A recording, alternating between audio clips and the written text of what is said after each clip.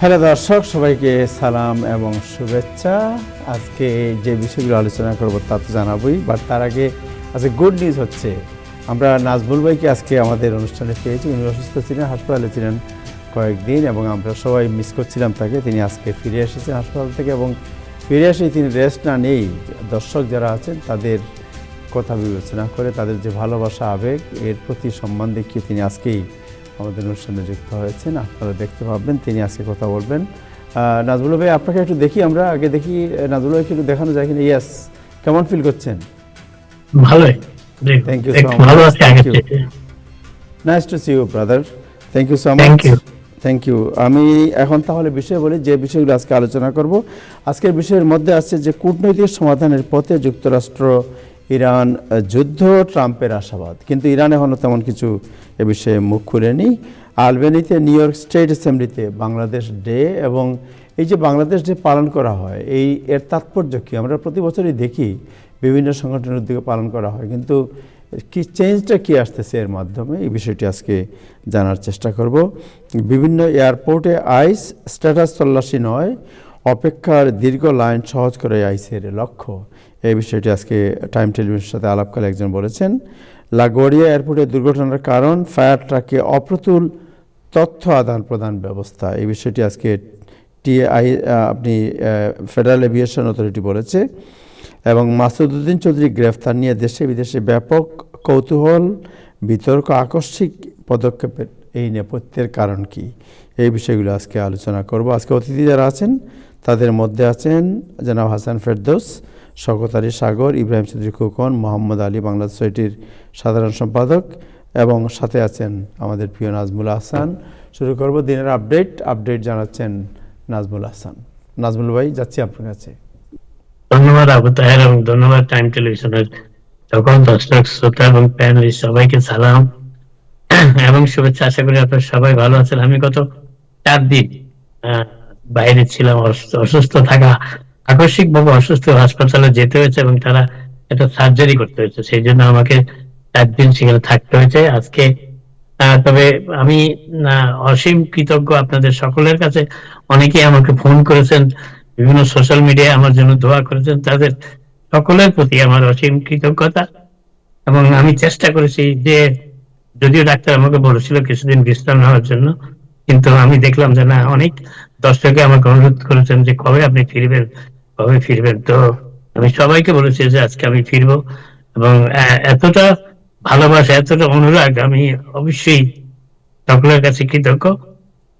আমি চেষ্টা করি, এবং এই গত 20 মার্চ ছিল আমার ষষ্ঠ এক টাইম টেলিভিশনের এই সংবাদ অনুষ্ঠানে, টাইম এক্সক্লুসিভ অনুষ্ঠানের সংবাদ আপডেট দেওয়ার ব্যাপারে 6 বছর একটানা। এই 6 বছরে মাত্র একদিন আমি অসুস্থতার কারণে উপস্থিত থাকতে পারিনি, কিন্তু বাকি 6 বছরে আমি একটানা উপস্থিত ছিলাম। এইবার এই নিয়ে 4 দিন অনুপস্থিত থাকার পর আজকে আবার যুক্ত হলাম। আপনাদের সকলের কাছে আমার অসীম কৃতজ্ঞতা। সবাই ভালো থাকবেন, দোয়া করবেন। ইসরায়েল আজকে বলেছে যে তারা লেবাননের বেশ কিছু জায়গা দখল করে নিতে চায়। তার কারণটা হচ্ছে, এটা তারা মনে করে যে তাদের দেশের নিরাপত্তা, সীমান্ত নিরাপত্তার জন্য প্রয়োজন। অন্য দেশের জমি দখল করে নিজের দেশের সীমান্ত নিরাপত্তা রক্ষার বিধানের অজুহাতে অন্য দেশ দখল করে ফেলার যে একটা উদাহরণ সৃষ্টি করতে যাচ্ছে ইসরায়েল, অবশ্যই এই ব্যাপারে এখনো কেউ কোনো মন্তব্য করে, যুক্তরাষ্ট্র করে। যদিও ইসরায়েল বলেছে এটি তাদের ডিফেন্সিভ বাফার, প্রতিরক্ষা বাফার। তারা বলেছে যে, এবং তারা বলেছে যে ইসরায়েল থেকে লেবানন যাওয়ার পথে যতগুলো ব্রিজ আছে, সবগুলো ব্রিজ তারা বন্ধ করে দিবে। এবং ব্রিজ, ইসরায়েলের প্রতিরক্ষা মন্ত্রী বলেছেন যে যে ব্রিজগুলো এখনো বাকি রয়েছে সেগুলো ইসরায়েল সম্পূর্ণ নিয়ন্ত্রণে নিয়ে আসবে, ইসরায়েলের সিকিউরিটি, নিরাপত্তাকে বাঁচানোর জন্য।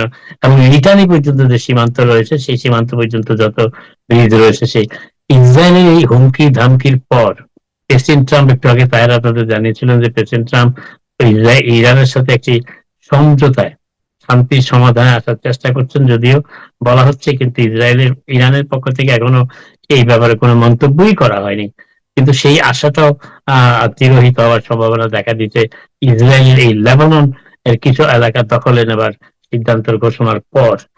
এদিকে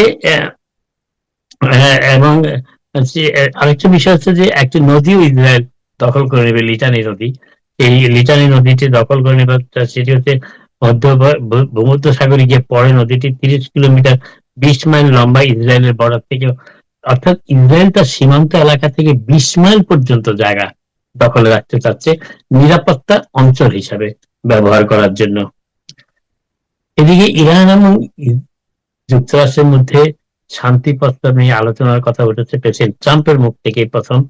এবং যদিও এই আলোচনার ব্যাপারে ইরান এখনো কিছু বলে নাই, কিন্তু গত কয়েকদিন ধরে, যদিও আজকে এবং গতকাল সেটি বন্ধ ছিল, গত কয়েকদিন ধরে ইরান তাদের দূরপাল্লার ক্ষেপণাস্ত্র মিসাইল ব্যবহারটি করে ফেলেছে। তারা 4500 মাইল দূরে দিয়াগো গার্সিয়া দ্বীপে আমেরিকান স্থাপনার উপরে সাফল্যজনক ভাবে মিসাইল হামলা চালাতে সক্ষম হয়েছে। এর ফলে ইরান প্রমাণ করতে চেয়েছে যে তারা চাইলেই ইউরোপের অনেক শহর, এমনকি যুক্তরাষ্ট্রের সীমানা পর্যন্ত পৌঁছে যেতে পারে তাদের দূরপাল্লার মিসাইলের মাধ্যমে, যেটি তারা দিয়াগো গার্সিয়া দ্বীপে পর্যন্ত, যেটি ইরান ভূখণ্ড থেকে 4500 কিলোমিটার দূরে, সেখানে তারা লং রেঞ্জ মিসাইল পাঠাতে সক্ষম হয়েছে। যদিও প্রেসিডেন্ট ট্রাম্প বলেছেন যে ইরানের মিসাইল ক্ষমতা ধ্বংস করার তাদের অন্যতম লক্ষ্য, কিন্তু সেই লক্ষ্য অর্জিত হওয়ার পথে এখনো যে অনেকটা পথ বাকি।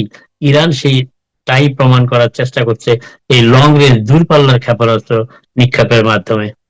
এবং এর আগে প্রেসিডেন্ট ট্রাম্প গত সোমবারে 48 ঘন্টার নির্দেশ, গত শনিবারে তিনি রবিবার 48 ঘন্টার সময়সীমা বেঁধে দিয়েছেন, যেটি সোমবারে উত্তীর্ণ হয়ে যাওয়ার কথা।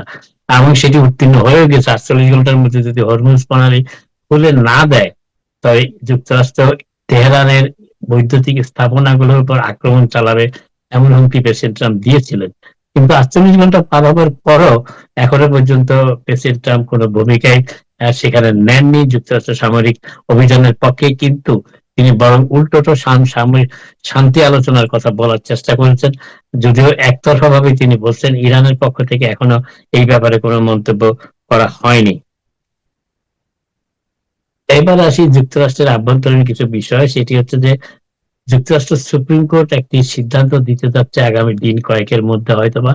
সেটি হচ্ছে যে যুক্তরাষ্ট্রের দক্ষিণ সীমান্ত, সাউদার্ন বর্ডার যেটাকে আমরা বলি, যে বর্ডারটা টেক্সাস, মেক্সিকো, নিউ মেক্সিকো এবং অ্যারিজোনা সীমান্ত রয়েছে, সেই সীমান্ত দিয়ে যারা অতিক্রম করবে তারা যুক্তরাষ্ট্রের রাজনৈতিক অতিক্রম করে প্রবেশ করার পর তারা রাজনৈতিক আশ্রয় চাইতে পারে কিনা।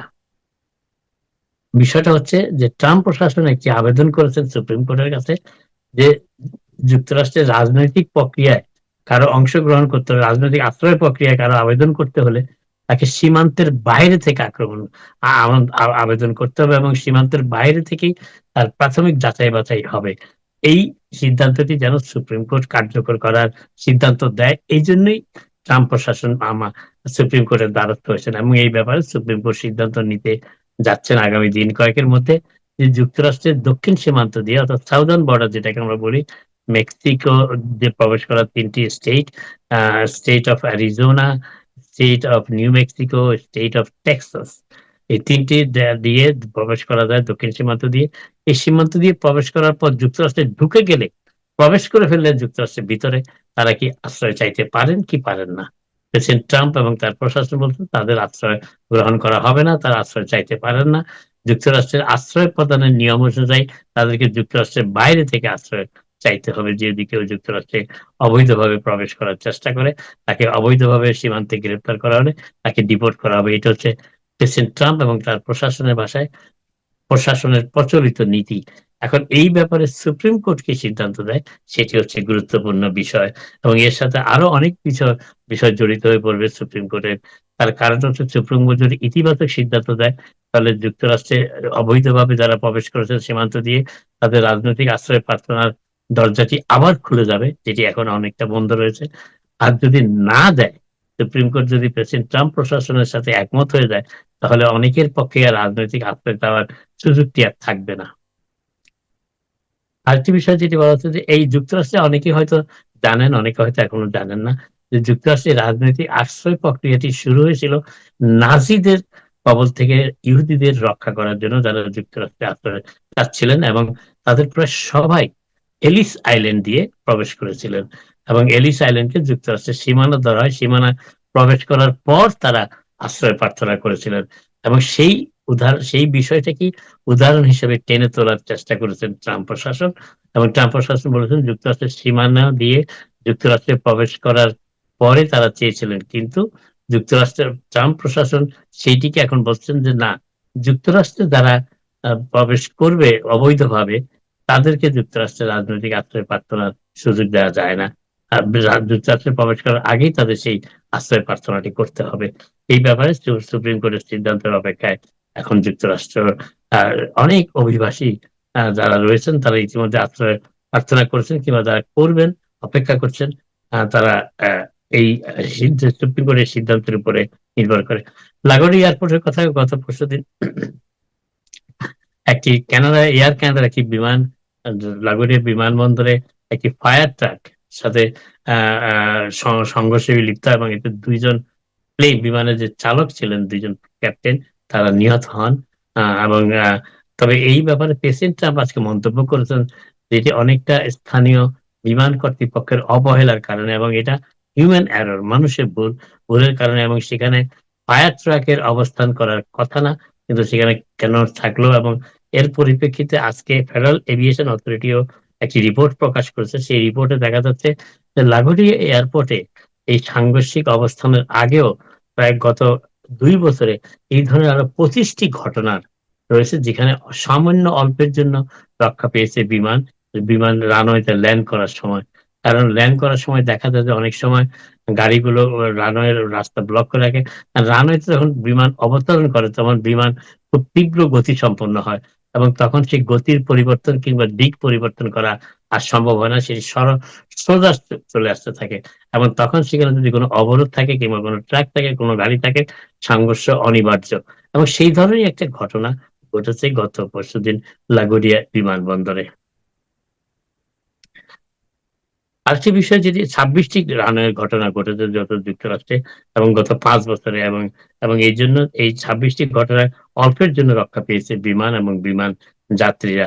তবে এই বিষয়ে ফেডারেল এভিয়েশন অথরিটি কি পরিমাণ ব্যবস্থা গ্রহণ করছে সেই ব্যাপারে তারা কিছু বলেননি। তবে ফেডারেল ডাটা যেটা দেওয়া হয়েছে, যে তথ্যটি দেওয়া হয়েছে, এটা কমার্শিয়াল প্লেন এবং প্রাইভেট প্লেন, 2 ধরনের প্লেনের কথাই একযোগে বলা হয়েছে। এই ধরনের 26টি বিমান অবতরণের সময় ঝুঁকির মধ্যে পড়েছিল রানওয়েতে অন্য যান্ত্রিক অবস্থানের কারণে। টিএস এর ফান্ডিং আবারও বাতিল করা হয়েছে। টিএস এর শুধু ডেমোক্রেটরা যে প্রস্তাবটি করেছিল যে হোমল্যান্ড সিকিউরিটি নয়, শুধু টিএসএ কে কার্যকর রাখার জন্য আলাদাভাবে যে সিনেটের যে রুল নিয়ম নীতি রয়েছে সেটিকে পাশ কাটিয়েই সিনেটের টিএস এর এমপ্লয়ীদের বেতনের জন্য আলাদাভাবে একটি বিল পাশ করা হোক, এই বিলটি কিন্তু রিপাবলিকানরা পাশ করতে দেয়নি।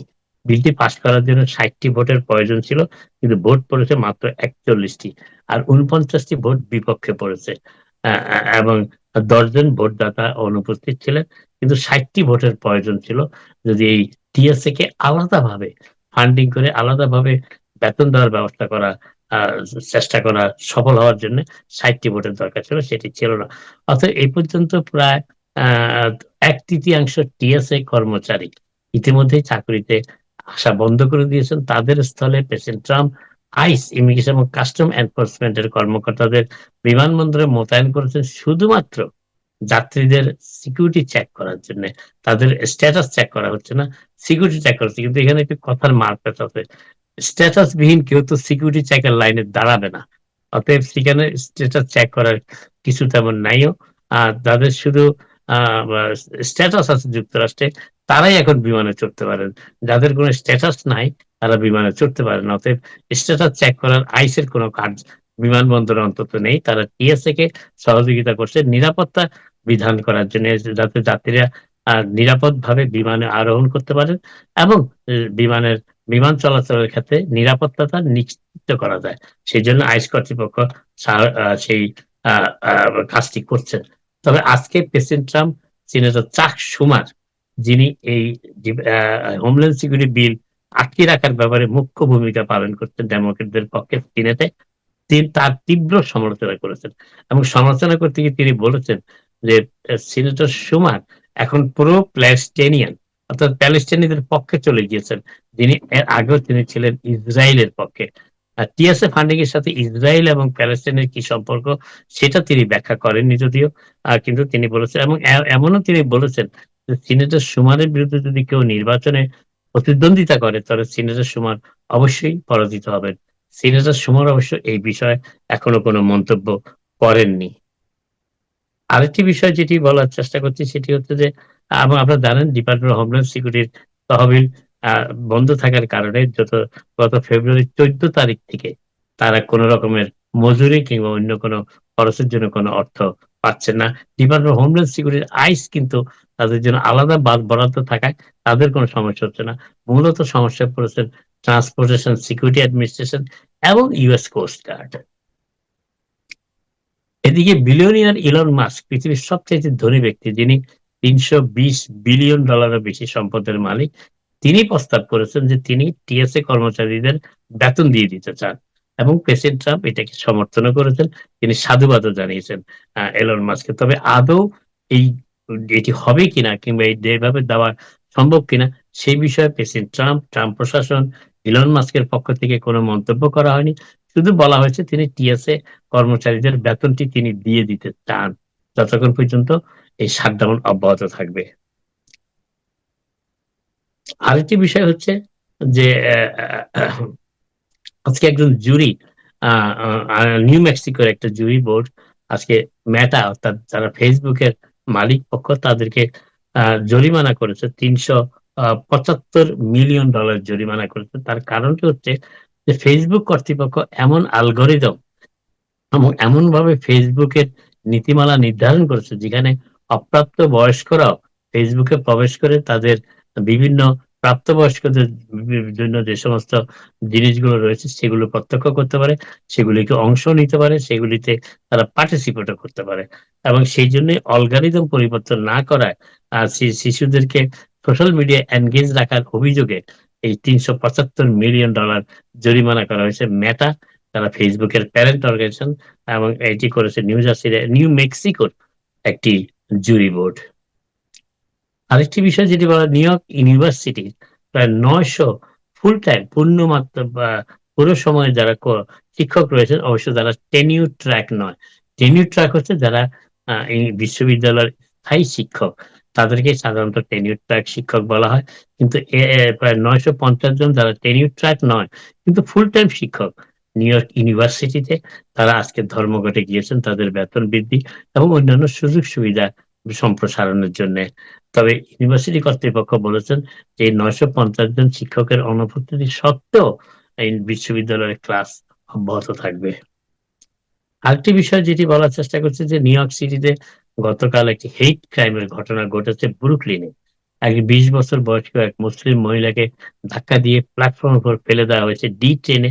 সে অপেক্ষা করছিল সানসেট পার্ক স্টেশনে এবং সেই সানসেট পার্ক স্টেশনে তখন যাত্রীরা কেউ যে আক্রমণকারীকে কিংবা আততায়ীকে বাধা দেওয়ার চেষ্টাও করেনি। আততায়ী এই মহিলাকে ফ্লোরে ফেলে দিয়ে মেঝেতে ফেলে দিয়ে তার সেলফোনটি কেড়ে নিয়ে সেটি ফ্লোরে ধাক্কা ভেঙে ফেলে, দুমড়ে মুচড়ে সেটিকে ভেঙে ফেলে এবং সেখান থেকে দ্রুত পালিয়ে যায়।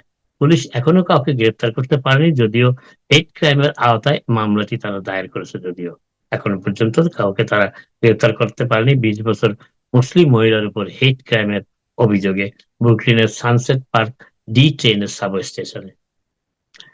আরেকটি বিষয় যেটি বলার চেষ্টা করছিলাম সেটি হচ্ছে যে ডাঙ্কিন ডোনাটস, টাকো বেলের যারা কর্মচারী আছেন, কিছু সব ডাঙ্কিন ডোনাটস নয়, সব টাকো বেলও নয়। নিউ ইয়র্ক সিটিতে কর্মরত যারা কাজ করেছেন কিছু ডাঙ্কিন ডোনাটস এর কর্মচারীর জন্য একটি সুখবর আছে। তারা প্রায় $১.৫ মিলিয়ন একটি সেটেলমেন্টের অংশীদার হতে যাচ্ছেন। কিছু অর্থ তারা পাবেন এবং এটি আজকে ঘোষণা করেছেন মেয়র মামদানি স্বয়ং। তিনি বলেছেন যে একটি কোম্পানি রয়েছে যারা ডাঙ্কিন ডোনাটস এবং ট্যাকো বেল ফ্র্যাঞ্চাইজের মালিক। সেটি হচ্ছে যে সালস ম্যানেজমেন্ট এলএলসি। এই কোম্পানির অধীনে যে সমস্ত ডাঙ্কিন ডোনাটস এবং টাকো বেল রয়েছে সেখানে অনেকেই কাজ করেছেন যাদেরকে আকস্মিকভাবে তাদের শিডিউল পরিবর্তন করার কথা বলা হয়েছে কিংবা তাদের অজান্তেই তাদের শিডিউল পরিবর্তন করা হয়েছে। এটি কিন্তু নিউ ইয়র্ক সিটি এবং নিউ ইয়র্ক স্টেটের আইন বিরোধী কাজ এবং এই জন্যই স্টেট এবং সিটি প্রশাসনের পক্ষ থেকে এই সালস ম্যানেজমেন্টের বিরুদ্ধে ব্যবস্থা গ্রহণ করা হয়েছে। সালস ম্যানেজমেন্ট এলএলসির বিরুদ্ধে এবং প্রায় ১,০০০-এর মতো কর্মচারী এই সুবিধা পাবেন। একটি $১.৫ মিলিয়ন একটি সেটেলমেন্ট হয়েছে। ২৪টি কুইন্স এবং ম্যানহাটনের ফ্রান্সাইজ লোকেশনের যারা কাজ করেছেন তারা এই সুবিধাটি পাবেন। আবারও বলে রাখি, সব ডাঙ্কিন ডোনাটসের কর্মচারী নয়। এটা হচ্ছে সালস ম্যানেজমেন্ট এলএলসির অধীনে যে সমস্ত ডাঙ্কিন ডোনাটস এবং টাকো বেল রয়েছে তারাই এই সুযোগ সুবিধাটি পাবেন এবং এপ্রিল মাসের শুরু থেকে তারা এটি পাবেন। এটির জন্য নতুন কোনো আবেদনই করতে হবে না। এই প্রতিষ্ঠান ২৪টি লোকেশনে যারা কাজ করেছেন তারা স্বয়ংক্রিয়ভাবে অর্থাৎ অটোমেটিক্যালি এই অর্থটি পেয়ে যাবেন এই সেটেলমেন্টের অর্থ হিসাবে। আরেকটি যেটি বলার চেষ্টা করছিলাম সেটি হচ্ছে যে নিউ ইয়র্ক সিটিতে আহ শিডিউল চেঞ্জের কারণে যেই এটা অপরাধ, কাউকে আকস্মিকভাবে বিনা নোটিশে শিডিউলও চেঞ্জ করা যায় না, চাকরিতে আসতে নিষেধও করা যায় না যদি তার স্কেডিউল থাকে। তাকে একটা নির্দিষ্ট সময় দিয়ে তাকে তার চাকরির ব্যাপারটি জানাতে হয়। সেই সময়টি এই কর্মচারীদের দেওয়া হয়নি। অতএব এই জন্যই সিটি প্রশাসন এবং স্টেট প্রশাসন এই প্রতিষ্ঠানের বিরুদ্ধে ব্যবস্থা নিয়েছে। আপাতত আজকে এখানেই শেষ করি। আপনাদের সাথে কথা হবে। আপনারা সবাই ভালো থাকুন। Thank you Nazmul Hasan, thank you so much. আপনারা সবাই জানেন যে নাজমুল হাসান অসুস্থ ছিলেন হাসপাতালে, he was admitted in the hospital, 4 দিন হাসপাতালে ছিলেন। সো আপনি সুস্থ হয়ে এসেছেন, এটা আমাদের জন্য খুব স্বস্তির খবর এবং আপনাকে অভিনন্দন। এবং যেটা বলছেন যে 20 মার্চ ছিল এই অনুষ্ঠানের 6 বছর পূর্তি অনুষ্ঠান। সো এটা আপনার অসুস্থতার কারণে আমরা কিছু করতে পারিনি, but will see what we can do. Thank you so much for your service for the community. আমি এক্সক্লুসিভ 6 বছর পার করেছি। জি, 6 বছর পার করেছে, রাইট। এবং একদিনও এই অনুষ্ঠান বন্ধ ছিল না, প্রতিদিনই আমরা কন্টিনিউ করেছি। হাসান ভাই, আপনাকে শুভেচ্ছা, স্বাগতম। আপনিও এর পার্ট এই অনুষ্ঠানের। ইব্রাহিম চৌধুরী খোকন, স্বগত আলী সাগর, আপনাদের সকলের প্রতি শুভেচ্ছা। শুরু করি প্রথমে একটা ইম্পর্টেন্ট খবর, যে আজকে আমি নিজেই গিয়েছিলাম আপনার লাগোড়িয়া এয়ারপোর্টে দেখার জন্য যে ভিড় কেমন এবং আইসের অবস্থা কী। এবং সেখানে গিয়ে যে দৃশ্য দেখলাম, সেই দৃশ্যটি আমার কাছে মনে হয়েছে যে আমি যা চিন্তা করে গিয়েছিলাম তার সম্পূর্ণ বিপরীতে। পুরো এয়ারপোর্ট একদম শূন্য, খাকা করছে। এয়ারপোর্টের ডিপার্চার আমি গিয়েছিলাম বিকেলে সন্ধ্যা 7টার দিকে, লোকজন তেমন নাই। আইসের কয়েকজন সদস্য দেখলাম মানে গল্প গুজবে ব্যস্ত তারা, খুব একটা ভিড়টির কিছুই নেই। এবং আমি এই বিষয়ে আলাপ করেছিলাম তখন সেখানকার স্থানীয় একজন কর্মকর্তার সাথে, তিনি অবশ্য কথা বলতে রাজি হলেন। আমি দেখি উনি কী বলছিলেন, একটু আপনাদের দেখাই, তাহলে বুঝতে পারবেন।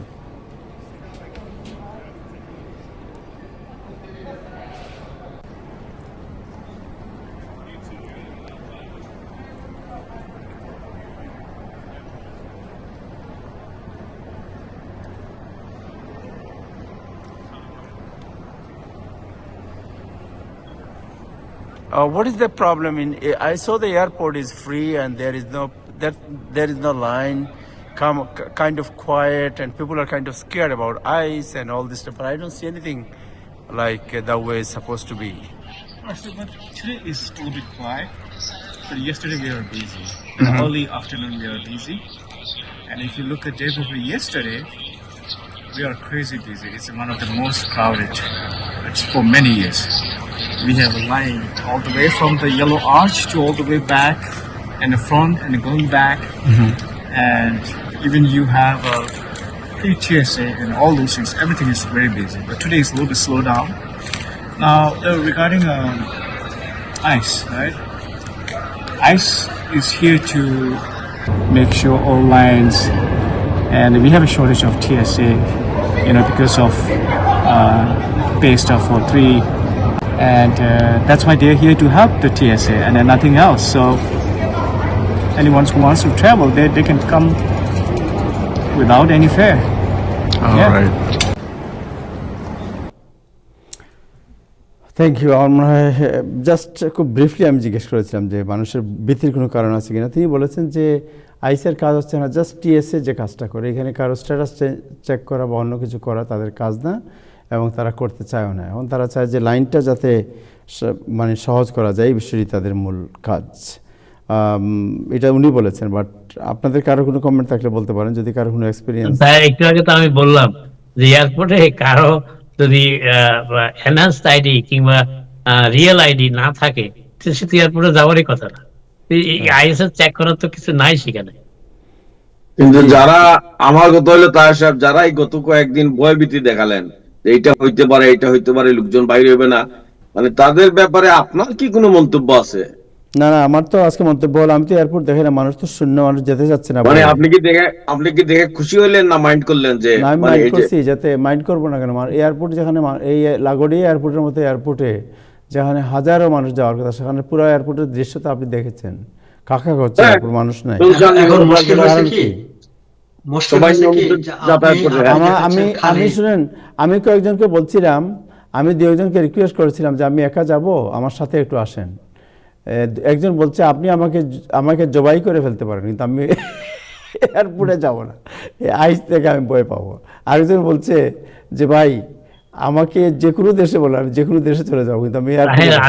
আরেকটা কারণ হতে পারে, সেটা হচ্ছে পরশু দিনের দুর্ঘটনার কারণে লাগোড়ি এয়ারপোর্ট বন্ধ ছিল প্রায় 18 ঘন্টারও বেশি, জি, এবং অনেকেই তাদের ফ্লাইট চেঞ্জ হয়েছে, ক্যান্সেল হয়েছে, বাতিল হয়েছে, সেই জন্য হয়তো অনেকে যায় না এয়ারপোর্টে। আবার অনেকে হয়তো বা নিজে থেকেই ফ্লাইট ক্যান্সেল করেছে, বাতিল করেছে, যায়নি। না, অনেকে আপনি কি বলে যে এপি বা এনবিসি যে ছবিগুলো বা যে ফুটেজ গুলো তারা রিলিজ করলো আজকে সারাদিন, সেখানে তো দেখা যাচ্ছে যে মানে ঢাকার সদরঘাটের ভিড় সেখানে। না, এটা অবশ্য জেএফকে তে নাকি প্রচন্ড ভিড় আবার দেখা গেছে, জেএফকে তে প্রচন্ড ভিড়। মোস্ট অফ দা এয়ারপোর্টে এখন না, এটা না, তো লাগোডিয়ার না, কেসটা ডিফারেন্ট, সাগর- যেহেতু এখানে একটা অ্যাক্সিডেন্ট হয়েছে। সাগর ভাই, লাগোড়ি এয়ারপোর্টে 3-4টা টার্মিনাল, তাহের দেখাচ্ছে মাত্র একটা টার্মিনাল। আমি বি টার্মিনাল, বি যেটা সবচেয়ে বিজি টার্মিনাল, হ্যাঁ, যেটা সবচেয়ে বিজি টার্মিনাল বির অনেক ফ্লাইট কিন্তু ক্যান্সেল হয়েছে। রাইট। না, আমি সেটা যে এপির ইয়েগুলো দেখতেছিলাম আজকে, যে মানে ভয়াবহ অবস্থা। যাক, মানুষের মধ্যে ভীতি যে আছে এতে কোনো সন্দেহ নাই। যারা এখানে কথা বলছেন যে ভীতি নাই, ভয় দেখানো হচ্ছে, ইটস নট ট্রু। মানুষের মধ্যে ভীতি আছে, এবং আমি নিজে বললাম যে এটা ভীতি তো তার মানে গত কয়েক মাস ধরে যা ঘটছে সেই কারণে তো একটা স্বাভাবিক কারণে ভীতি হওয়াটা স্বাভাবিক। জি। মানে এটা যে যারা আইন শৃঙ্খলা মেনে চলে তাদের কোনো ভীতি নাই, এবং যারা এই শুনশান শৃঙ্খলার মধ্যে এয়ারপোর্ট পরিচালনা করতেছে, যারা মনে করতেছেন এখানে একটা বিশৃঙ্খলা হবে, তারা দেখে একটু মাইন্ড করতে পারেন, but everything is going fine. এটা ক্রেডিট কে পাবেন? আপনি তো বলে ফেলেন যে এই ক্রেডিট কারে দিতে চান আপনি, তাইলে আপনার মন শান্তি হয়ে যাবে। ব্যবস্থাপনায় যে কর্তৃপক্ষ আছে, না, সরকার, কর্তৃপক্ষ মানে কে? হু? মানে এটা তো প্রত্যেকটার একটা আঞ্চলিক কর্তৃপক্ষ আছে, এবং পুরা দেশের তো আঞ্চলিক কর্তৃপক্ষ যদি আমরা হয়, টিএসএ কে বলি, এখানে ট্রাম্পের নাম বলা দরকার নাই, টিএসএ, তারপরে বলেন আপনার যাকে ইচ্ছে বলেন, আপনার যাকে ইচ্ছে তাকে বলেন, যে ট্রাম্পের নাম বলা দরকার নাই, দ্যাটস ইট। ঠিক আছে, তাহলে এয়ারপোর্ট কর্তৃপক্ষকে অনেক ধন্যবাদ, তারা এই ধরনের একটি সুন্দর ব্যবস্থাপনা চালু রাখার জন্য। Thank you so much. Hasan ভাই, আপনার কাছে যাচ্ছি যে আপনি জানেন যে ইরান এবং যুক্তরাষ্ট্রের যে আপনার যুদ্ধ এবং ইসরায়েল যার সাথে সম্পৃক্ত, বাট অবস্থা দৃষ্টিতে মনে হচ্ছে, আমরা কয়েকদিন থেকে রিপোর্ট দেখতে পাচ্ছিলাম যে প্রেসিডেন্ট ট্রাম্প চাচ্ছেন কোনো একটা পথ আছে কিনা যে বেরিয়ে আসার, এবং আজকে যেটা উনি বলছেন যে 15টি পয়েন্ট ওনারা দিয়েছেন, এবং ওইটা নিয়ে নেগোসিয়েশন হচ্ছে, এবং উনি আশাবাদ ব্যক্ত করেছেন, যদি ইরানের কোনো কথা আমরা শুনতে পাইনি। সো এই বিষয়ে একটু বিস্তারিত জানি, তাহলে টেনশনটা কোন পর্যায়ে আছে, এবং এটা দূর হওয়ার কোনো সম্ভাবনা আদৌ আছে কিনা। ধন্যবাদ তাহের, সবাইকে শুভেচ্ছা। ইংরেজিতে আমরা বলি একটা কথা, ফগ অফ ওয়ার। যুদ্ধের সময়ে একটা কুয়াশার বাতাবরণের পেছনে আটকা পড়ে যায় সব সত্য ও মিথ্যা। এই সত্য মিথ্যা ভেদ করে আসলে কি ঘটছে বলা খুবই কঠিন। তার সঙ্গে আরো যুক্ত হয়েছে আমাদের প্রেসিডেন্ট, তিনি আজকে এই মুহূর্তে এই কথা বলেন, 1 ঘন্টা পরে ভিন্ন কথা বলেন, এবং একই সঙ্গে তিনি হ্যাঁ বলতে পারেন, নাও বলতে পারেন। এই ক্ষমতা আমার ধারণা যে বিশ্বে একমাত্র ডোনাল্ড ট্রাম্প সাহেবেরই আছে। একসঙ্গে তিনি হ্যাঁ বলবেন এবং সঙ্গে সঙ্গে নাও বলবেন, এবং খুব কনভিনসিংলি।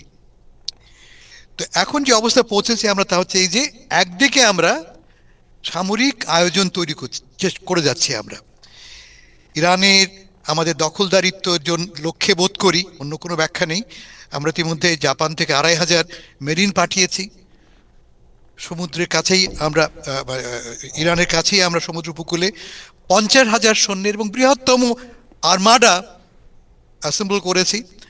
আরও কয়েক হাজার সৈন্য পাঠানো হচ্ছে। এই একটা অবস্থার পাশাপাশি আমরা কি বলছি যে ইরানের সঙ্গে খুব ফ্রুটফুল কঠিন আলোচনা হয়েছে, ট্রাম্প সাহেবের দাবি। এই দাবি তিনি একাই করছেন। আলোচনা কে করছে, কার সাথে হচ্ছে, কার মাধ্যমে হচ্ছে, তার কোনো প্রামাণিক বিবরণ নেই। ইরান থেকে বলছে না ভাই, কোনো আলোচনাই হচ্ছে না। সোশ্যাল মিডিয়াতে এবং বিভিন্ন বিভিন্ন বিভিন্ন নিউজ মিডিয়াতে কিছু কিছু খবর আসছে। আর তা হচ্ছে এই যে প্রথম খবরটা আমি আপনাকে পরশুদিন বলেছিলাম যে স্টিভ উইটকফ, প্রেসিডেন্ট ট্রাম্পের প্রধান নেগোশিয়েটর, তিনি নিজেই ইরানের সঙ্গে যুক্ত হয়েছে, ইরানের পররাষ্ট্রমন্ত্রীর সঙ্গে কথা বলেছেন, টেক্সট এক্সচেঞ্জ করেছেন এবং নেগোসিয়েশনের প্রস্তাব দিয়েছেন। একথা যখন প্রথম ড্রপ সাইট বলে একটি ওয়েবসাইট উল্লেখ করে, হোয়াইট হাউস সম্পূর্ণ মিথ্যা বলে তাকে প্রচার করে। কিন্তু যখন ইরানই বলল, যখন ইরান থেকে কথাটা আসলো যে না, ইরানের পররাষ্ট্রমন্ত্রী বললেন যে না ভাই, আমার সাথে কোনো আলোচনা হয়নি, তখন তার জবাবে হোয়াইট হাউস থেকে বলা হলো যে না না না, আমরা তো যাইনি, উল্টো ইরান আমাদের কাছে এসছে। কেমন? তো এই পক্ষ বিপক্ষের মধ্যে যে কথাটা বেরিয়ে আসে তা হচ্ছে যে আসলেই একটা অলক্ষ্য আলোচনা শুরু হয়েছে, অলক্ষ্য, ইনডিরেক্ট, যে আলোচনাটা মূলত পরিচালনা করছে ইজিপ্ট, টার্কি এবং পাকিস্তান। পাকিস্তান আমরা জানি ইরানের সঙ্গে ভালো সম্পর্ক, এবং মধ্যপ্রাচ্যের অন্যান্য দেশগুলোর সঙ্গে, বিশেষ করে সৌদি আরবের সঙ্গে তার খুবই ঘনিষ্ঠ সম্পর্ক। সেই সূত্রে পাকিস্তান একটা গুরুত্বপূর্ণ রোল প্লে করতে পারে। আজকে মানে গতকাল পাকিস্তানের প্রধানমন্ত্রী শাহবাজ শরীফ এক টেক্সটে বলেছেন যে পাকিস্তান এই যুদ্ধ সমাপ্তির লক্ষ্যে আলাপ আলোচনায় অতিথি হতে রাজি আছে, হোস্ট করতে রাজি আছে। তো আজকে আরেকটা কথা শুনেছি আমরা, এটা ইসরায়েলি তথ্য মাধ্যম, তা হচ্ছে যে ইতিমধ্যেই স্টিভ উইটকফ নাকি পাকিস্তানে পৌঁছেছেন। কিন্তু তিনি কেন পাকিস্তানে গেছে তার কোনো ব্যাখ্যা নেই। আমরা জানি স্টিভ উইটকফের ছেলে কিন্তু বড় রকমের ক্রিপ্টো কয়েনের ব্যবসায়ী, এবং পাকিস্তানেরও জেনারেল সাহেবের এক পুত্র ক্রিপ্টো কয়েনের বড় ব্যবসায়ী। এই দুই পুত্র মিলে বিলিয়ন ডলারের ক্রিপ্টো কয়েনের ব্যবসা করছে, এবং সেই সূত্রে তিনি গেছেন কিনা তা আমরা জানি না।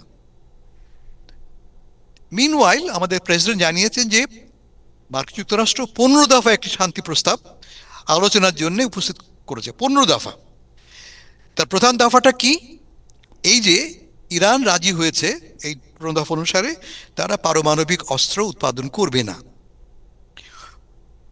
তার জবাবে আমেরিকা কি দেবে?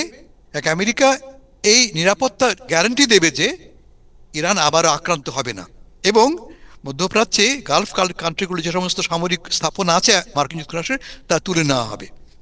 এইটি আমরা জানছি এই 15 পয়েন্ট প্ল্যান থেকে। কিন্তু প্ল্যানটা একদমই আমরা পাচ্ছি সেকেন্ডারি সোর্স থেকে, হোয়াইট হাউস থেকেও নয়, ট্রাম্প সাহেবের কাছ থেকেও নয়, বিভিন্ন সোশ্যাল মিডিয়াতে বা ভিন্ন ধরনের সামরিক বা আধা সামরিক ওয়েবসাইট থেকে। ইরান থেকে কি জানতে পাচ্ছি আমরা? ইরান কিন্তু 4টা শর্ত দিয়েছে।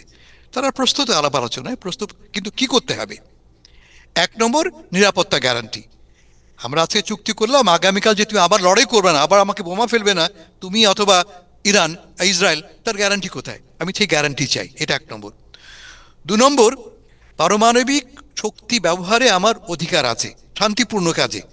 অস্ত্র বানাবো না আমি, কিন্তু পারমাণবিক শক্তি ব্যবহারে আমার পূর্ণ অধিকার আছে। আমি এনপিটি বা নন প্রলিফারেশন ট্রিটির একজন সদস্য। এই সদস্য হিসেবে এই শক্তি এক্সপ্লয়েট করার পুরো অধিকার আমার আছে, এটা মানতে হবে। 2, 3 হচ্ছে কি রিপারেশন, যে ক্ষতি তোমরা করেছো তার ক্ষতিপূরণ। কেমন এরকম? আর 4 হচ্ছে যে মধ্যপ্রাচ্য থেকে তোমার সামরিক স্থাপনা তুলে নিতে হবে। খুব কঠিন কঠিন সব প্রস্তাব। এখন যদি প্রস্তাবে মার্কিন যুক্তরাষ্ট্র সম্মত হয়ও এবং শান্তি প্রস্তাব ঘোষণা করে, আমরা কি জানি, ইন্টারেস্টিং কথা আমি আগেও বলি, আবারও বলি, আমি আমাদের প্রেসিডেন্ট কিন্তু যে কোনো সময় বলতে পারেন যে আমরা যুদ্ধে জিতেছি আর যুদ্ধের প্রয়োজন নাই, ইরানের সব স্থাপনা ভেঙে দিয়েছি আমরা, ইরানের সামরিক শক্তি নিঃশেষ হয়ে গেছে, ইরানের রাজনৈতিক নেতৃত্ব 3টে লেভেলে ধ্বংস হয়ে গেছে, আমাদের আর করার কিছু নেই, we have won the war, বলে তিনি ফিরে আসতে পারেন। He can do it tomorrow, কোনো রকমের সমস্যা নেই। কিন্তু পাশাপাশি আমরা কি দেখছি যে বিল্ড আপ হচ্ছে, ব্যাপক সামরিক অভিযানের আয়োজন চলছে। একটু আগে আমি বললাম, একে তো আমাদের 50,000 সৈন্য সমুদ্র সীমার মধ্যে রয়েছে, জাপান থেকে 2,500 মেরিন আসছে, আরো কয়েক হাজার সৈন্য আসার কথা পেন্টাগন জানিয়েছে। এরা কি করবে? এত লোক আনা হচ্ছে কেন? শুধু তো পিকনিক করবার জন্য নিশ্চয়ই নয়, কোনো গভীর উদ্দেশ্য আছে কি আমরা জানি না। আমরা জাস্ট কনজেকচার করতে পারি, ভাবতে পারি আমরা যে কি হচ্ছে আসলে। দুটো রকম ইস্যু আমরা জানি। এক হচ্ছে যে খার্গ আইল্যান্ড। খার্গ আইল্যান্ড হচ্ছে গিয়ে ইরানের প্রধান জ্বালানি টার্মিনাল। 90% তেল রপ্তানি হয় এই খার্গ আইল্যান্ড থেকে। অতি ক্ষুদ্র একটি আইল্যান্ড, বিচ্ছিন্ন মূল ভূখণ্ড থেকে। সেখানে কোনো বড় সামরিক স্থাপনা নেই, কর্মচারীরা মূলত কাজ করে সেখানে। নিরাপত্তা প্রহরীরা আছে, কিন্তু বড় কোনো সামরিক স্থাপনা নেই। ফলে এই খার্গ আইল্যান্ডে যদি আমেরিকা চায়, আমেরিকা ক্যান ইজিলি যে এটাকে অকুপাই করতে পারে। কিন্তু অকুপাই করার পরে যা ঘটবে তা হচ্ছে যে মুখোমুখি লড়াই। সেই মুখোমুখি লড়াইতে আমেরিকা তৈরি কিনা আমরা জানি না, এটা একটা সম্ভাবনা। অন্য সম্ভাবনা হচ্ছে যে হরমুজ প্রণালী খুলে দিতে বাধ্য করা। এই যে হাজার হাজার সৈন্য যাচ্ছে, এই যে অসংখ্য জাহাজ জড়ো হচ্ছে, এবং পাশাপাশি আমরা শুনতে পাচ্ছি যে আরও ইউরোপীয় দেশ, জাপান এবং দক্ষিণ কোরিয়া যুক্ত হচ্ছে তাদের রণতরী পাঠিয়ে, যাতে করে হরমুজ প্রণালীটা মুক্ত করে দেওয়া হয়। যুদ্ধ বন্ধ হলেই তারা আসবে, তারা বলছে। তাই যদি হয়, তাহলে এই সৈন্যগুলি প্রবাবলি এই হরমুজ প্রণালী মুক্ত করার কাজেও ব্যবহৃত হতে পারে। কিন্তু আসলে কি হচ্ছে, সত্যি বলছি আমি, তার কোনো রকমের ব্যাখ্যা কিন্তু আমরা এখনো কোনো পক্ষ থেকে স্পষ্টভাবে পাচ্ছি না। শুধু আমরা কি জানি যে ইসরায়েল খুশি নয় এই আলোচনায়। আমরা আরও কি জানি, আজকে নিউ ইয়র্ক টাইমস স্পষ্ট করে বলেছে, পেছন থেকে ধোঁয়া দিচ্ছে সৌদি আরব বলছে যে এই আমাদের সুযোগ ইরানকে মরণ কামড় দেবার জন্যে, ইরানকে শেষবারের মতো শেষ করে দেবার এই সুযোগ আমাদের হাতছাড়া করা যাবে না। এই পাল্টাপাল্টি লড়াইয়ের মুখে কি হবে আমরা জানি না। প্রেসিডেন্ট ট্রাম্প সাহেব 5 দিন সময় চেয়েছেন, 5 দিনের মধ্যে আলোচনা চলবে। তিনি 5 দিন কেন চেয়েছেন, ইন্টারেস্টিং, সেটা একটা বড় ব্যাখ্যা। আপনারা জানেন তিনি আগে বলেছিলেন 48 আওয়ার্স। 48 আওয়ার্সের মধ্যে যদি হরমুজ প্রণালী খুলে না দেওয়া হয়, তাহলে আমেরিকা এমন আক্রমণ করবে যে ইরানের সব বৈদ্যুতিক ইলেকট্রিক গ্রিড ধ্বংস হয়ে যাবে। মাথা রাখবেন, বৈদ্যুতিক গ্রিড কিন্তু সিভিলিয়ান কাজে ব্যবহৃত হয়, এবং এটা একটা ওয়ার ক্রাইম। আমাদের প্রেসিডেন্ট প্রকাশ্যে বলে বসছেন তিনি ওয়ার ক্রাইম করতে প্রস্তুত আছেন, বলে বসছেন তিনি, ঠিক আছে। এবং তার জবাবে ইরান কি বলল, যে তুমি যদি আমার ইলেকট্রিক গ্রিড আক্রমণ করো, আমি কিন্তু একই কাজ করব। শুধু তাই না, আমি শুধু গ্যাস ফিল্ড দিয়ে ভাঙবো না, ইলেকট্রিক গ্রিড আক্রমণ করবো না, আমি তোমার ডিস্যালিনেশন প্ল্যান্টেও, তোমার যে পানির শোধনাগার আছে সেখানেও আক্রমণ করব আমি। এই কথা বলার পর ট্রাম্প সাহেব বললেন কি, ঠিক আছে বাবা, 5 দিন সময় নিচ্ছি আমরা। ইরান ব্যাখ্যা করে বলছে যে না, এটা মূলত তিনি করেছেন যাতে করে তেলের দাম, বাজারে যে অস্থিরতা, তা কমিয়ে আনবার জন্য। তা ঘটেছেও তাই। প্রেসিডেন্ট সাহেবের ঘোষণার পরে দেখেছি আমরা তেলের দাম 118 থেকে নেমে এসছে 100-তে, 105-এ, আজকে 108 এরকম রয়েছে। এটা একটা ম্যানুভার হতে পারে। সত্যি কি হচ্ছে তাহলে আমি বলছি আপনাকে, আমরা আসলে কেউই জানি না, আমরা শুধু অপেক্ষা করতে পারি। Thank you so much. এবং আরেকটা ব্যাড নিউজ আপনার ট্রাম্প সাহেবের জন্য, যে Florida Democrats win special election in Mar-a-Lago district. উনার ডিস্ট্রিক্টেই উনি মাইর খেয়ে গেছেন। আপনার আমি জানি না, কারো ঘুম আরামও হতে পারে, বাট তাই না, ট্রাম্প সাহেব কিন্তু মেইল ইন ব্যালট পাঠিয়েছেন। আপনারা জানেন ট্রাম্প সাহেব মেইল ইনের বিরুদ্ধে লড়াই করছেন, এবং তিনি কিন্তু ওই মেইল ইন ব্যালটেই তিনি তার ভোটটা পাঠিয়েছেন। সো মারেলাগোতে হেরে গেছেন ট্রাম্প সাহেব। ইব্রাহিম সাহেব, কোনো কমেন্ট আছে নাকি? আমি সাগর সাহেবের কাছে যাব। না, নির্বাচনের এই সময়ে মানে কোন জায়গায় হারবেন, কোন জায়গায় জিতবেন, এটা খুবই স্বাভাবিক।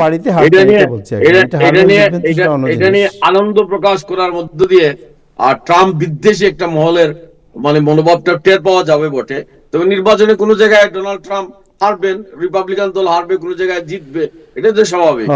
ট্রাম্প বিদ্বেষী না, ট্রাম্প মানে প্রতিদ্বন্দ্বী যারা তারা তো জিতবে, যারা তারা তো খুশি হবে। তারা এই সমস্ত কথা দেখে সুখবোধ করবেন, এটাই স্বাভাবিক। স্বাভাবিক, যারা জিতবে তারা তো খুশি হবে, নো ডাউট অ্যাবাউট ইট। খুশি হয় এক জিনিস, আর আরেকজনের পরাজয় কে বিদ্বেষের সাথে উপস্থাপন করা আরেকটা জিনিস, যেটা আপনি সাধারণত করেন না। মানে আপনার মতো সজ্জন মানুষ। আমি একটা তথ্য দেই, এই ইরম চৌধুরীর এই বক্তব্যের পরিপ্রেক্ষিতে হচ্ছে যে রবার্ট মুলার মারা গেছেন, আপনারা জানেন, আমাদের এফবিআই প্রাক্তন প্রধান, রাইট, এফবিআই সাবেক। তার মারা যাওয়ার খবর শুনে আমাদের প্রেসিডেন্ট বলেছেন খুব ভালো হয়েছে, গুড গুড নিউজ বলেছেন উনি, গুড নিউজ বলেছেন। এটা এমন এটা খুব সমালোচনা হয়েছে। যাই হোক, না আজকে বাংলাদেশ এবং এই মন্তব্য প্রেসিডেন্ট সাহেব বললেও এই মন্তব্য খারাপ, আপনি বললেও খারাপ, এটা আমি একমত। জি। বাহ বাহ। না, বাহ, তাহলে ঠিক আছে, থ্যাংক ইউ। যাই হোক, আজকে হাসান ভাই এই বিষয়টি আজকে একটু আলোচনার বিষয়, যদিও বাংলাদেশ বিষয়ে আমরা খুব আলোচনা করি, বাট আজকে মাসুদউদ্দিন চৌধুরী, যিনি ১/১১ আপনার অন্যতম কুশীলব, তাকে গ্রেফতার করা হয়েছে এবং এটা খুবই সারপ্রাইজিং যে বিএনপি ক্ষমতায় আসার পরে তারেক রহমান সাহেবের এক ধরনের আত্মীয় উনি হন, ওনার মামার আপন মামার উনি হচ্ছেন আপনার বায়রাবাদের সম্ভবত।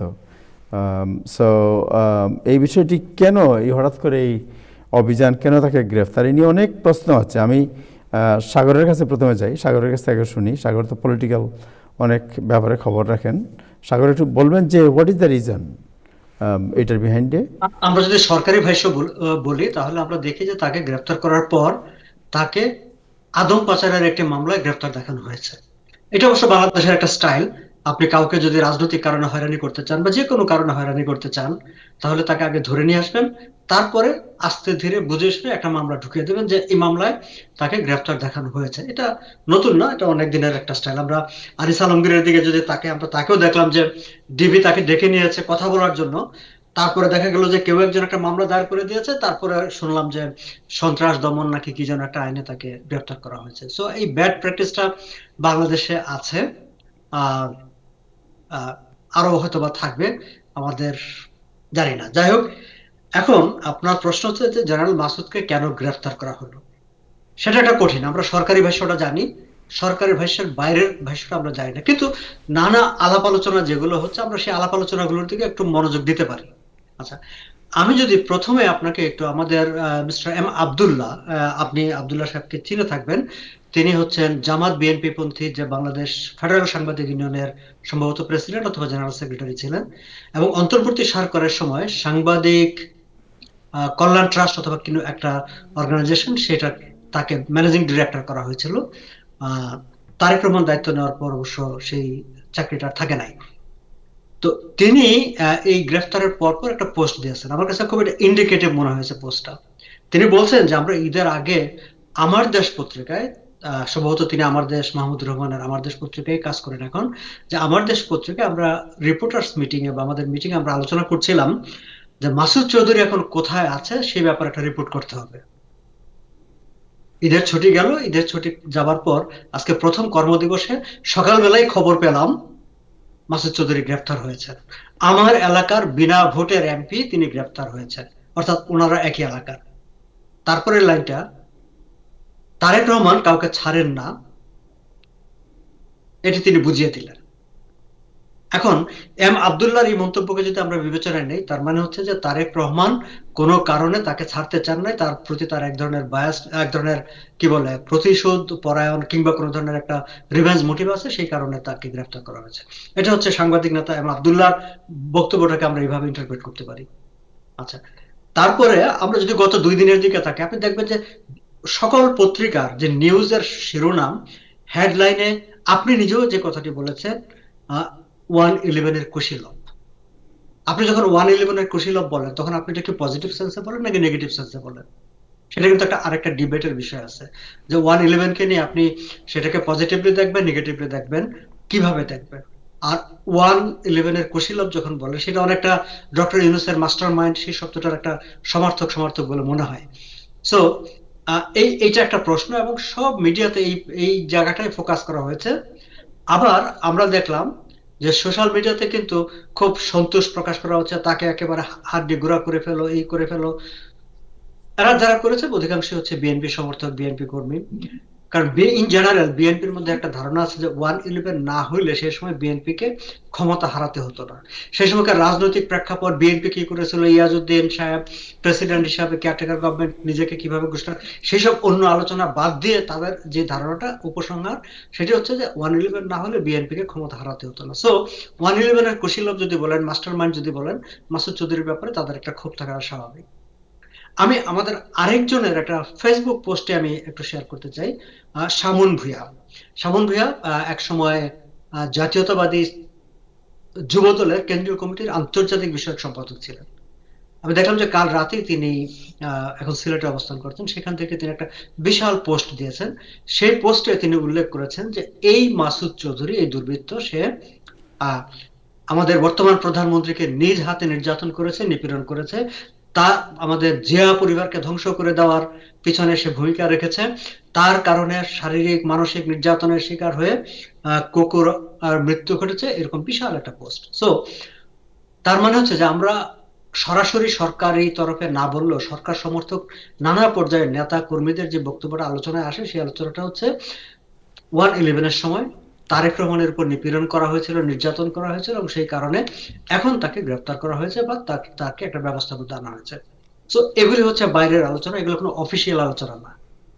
এখন অফিসিয়াল যেটা, তার বিরুদ্ধে আমরা কালকে দেখলাম যখন তাকে গ্রেপ্তার করা হয়েছে, সাংবাদিকরা যখন প্রশ্ন করেছিলেন শফিক সাহেবকে, ডিবির চিফ, তিনি বলছেন যে সম্ভবত তার বিরুদ্ধে 5টি মামলা আছে, সম্ভবত। খেয়াল করবেন, তাকে গ্রেফতার করে নিয়ে এসেছে ডিবি, ডিবি কিন্তু স্পেসিফিকলি বলতে পারছে না যে তার বিরুদ্ধে কি মামলা আছে। বিডি নিউজ তাকে জিজ্ঞেস করেছিল যে ভাই কোন মামলায় অ্যারেস্ট করেছে, তিনি বলছেন সম্ভবত 5টি মামলা আছে। এখন জানি যে তার বিরুদ্ধে বোধহয় 10টি মামলা আছে, তার মধ্যে খুনের মামলা, আরো নানা রকম। তো খুনের মামলা তো বাংলাদেশে যেটা হয়েছে গত 18 মাসে, মানে গ্রিনিস রেকর্ডে মানে কিছু রেকর্ড করার মতো মামলা। যে লোকটা আপনার নিউ ইয়র্কে থাকে, সেও বাংলাদেশের খুনের মামলার আসামি। তো এক একটি খুনের মামলায় 300-400 আসামি, মানে প্রধান বিচারপতি থেকে শুরু করে প্রায় সবাই খুনের মামলার আসামি, সাংবাদিকরা তো সবাই। সো যাই হোক, শেষ পর্যন্ত তাকে গ্রেফতার দেখানো হয়েছে আদম পাচারের মামলা, যেটা মালয়েশিয়ায় লোক। সে মামলা কিন্তু 33 জন আসামি, তিনি সহ আরো 32 জন আছেন যারা। ইন্টারেস্টিং, দেখেন, মাসুদ চৌধুরী সেনাবাহিনী প্রধান, মাসুদ চৌধুরী ডিপ্লোম্যাট, তিনি রাষ্ট্রদূত হিসেবে দায়িত্ব পালন করেছেন, তিনি জনপ্রতিনিধি, পলিটিশিয়ান। এখন নতুন করে কিন্তু জানলাম যে তিনি ব্যবসায়ী। তিনি যে ব্যবসায়ী হয়ে উঠছেন সেটা কিন্তু আমাদের জানা ছিল না, আমার জানা ছিল না। উনি কিন্তু ওনার বিরুদ্ধে যে অভিযোগের 24,000 কোটি টাকা, মানে হ্যাঁ, ওখানে থিঙ্ক করতে পারেন, 24,000, প্রথম আলো রিপোর্ট কিন্তু আমি দেখেছি। হ্যাঁ, এখন এই জায়গাটা কিন্তু আমি আরেকটা ব্যাপার, একটা খুব ইন্টারেস্টিং, মানে একটু আমি যোগসূত্র করতে চাই, দুইটা ডটকে মিলানোর জন্য বলতে চাই। এই মাসুদ উদ্দিন চৌধুরী, তিনি কিন্তু 1/11-এর সময় ওই যে কি যেন একটা অপরাধ দমন একটা সমন্বয় কমিটি হয়েছিল, সেটার সমন্বয়ক ছিলেন। সেই সময় বিভিন্ন দপ্তর থেকে আপনার একদম স্ক্রিপ্টেড রিপোর্ট যেত, যেসব রিপোর্টে এরকম 24,000, 50,000, 1 লাখ কোটি টাকার দুর্নীতির তথ্য বিভিন্ন পত্রিকা অফিসে যেত, এবং সেগুলো একদম দাড়ি কমা সহ ছাপা হতো। আবার কিছুদিন পরে কিন্তু আমরা দেখলাম যে তাদের কেউ কেউ না, এর কোনো কিছুই প্রমাণ পাওয়া যায়নি। এবং পরে যখন সরকার পরিবর্তন ঘটলো, তারপরেও কিন্তু আমরা দেখলাম যে না, ওগুলো আর থাকে নাই।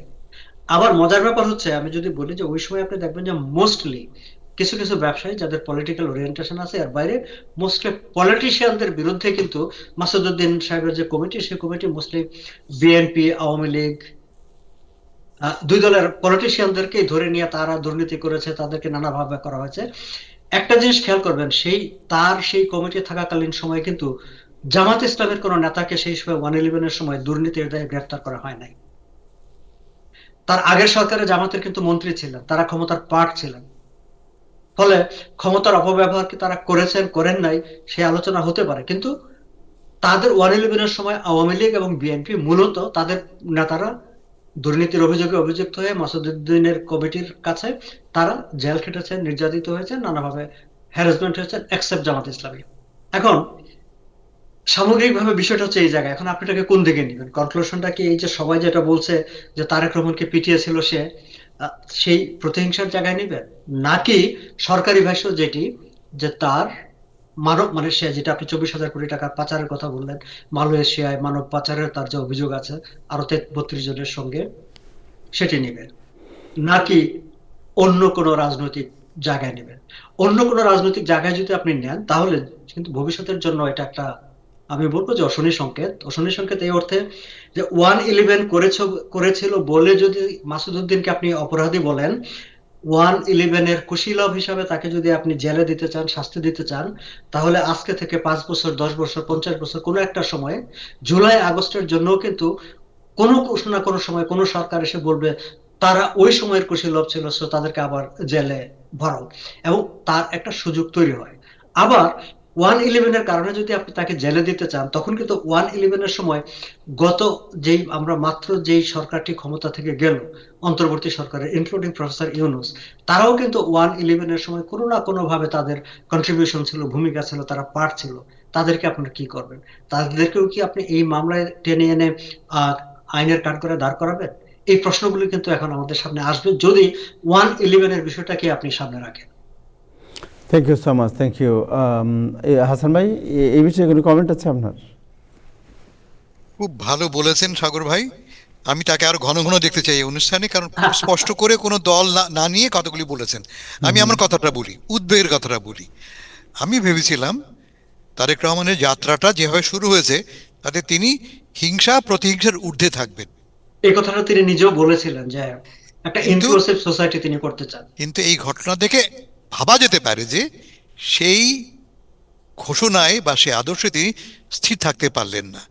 তার চেয়েও বড় ভয়ের কথা, যদি আমরা এই প্রতিহিংসা রাজনীতির মধ্যে ঢুকে পড়ি, এর শেষ কিন্তু নেই। এটা একটা বিশাল সার্কেল, আপনি কোথাও থামতে পারবেন না, আপনাকে এই চক্রটা বারবারই ঘুরবে।